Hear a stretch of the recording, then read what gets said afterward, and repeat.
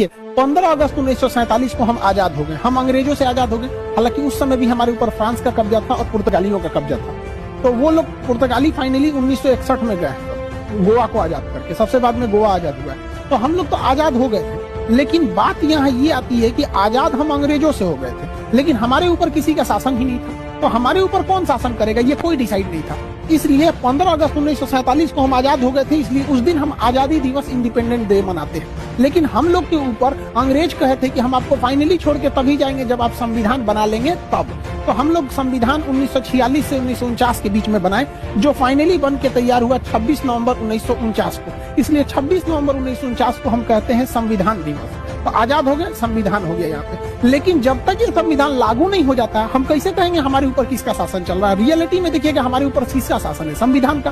Supreme court, प्रधानमंत्री, राष्ट्रपति, नीचे से ऊपर तक सब संविधान के अधीन काम करते हैं। तो संविधान बन गया था लेकिन लागू ही नहीं हुआ था। इसे 2 महीना बाद लागू किया गया। 26 नवंबर 1949 से 2 महीना जोड़ेंगे तो वो 26 जनवरी 1950 हो जाएगा। जिस दिन संविधान लागू हुआ उस दिन हम लोग मनाते हैं रिपब्लिक डे। और रिपब्लिक डे का मतलब होता है भारत एक रिपब्लिक है, अर्थात यहाँ के राष्ट्रपति जो है वो खानदानी नहीं होंगे, वंशानुगत नहीं होंगे, बल्कि चुन के आएंगे। राष्ट्रपति और प्रधानमंत्री हम लोग के यहाँ चुन के आते हैं।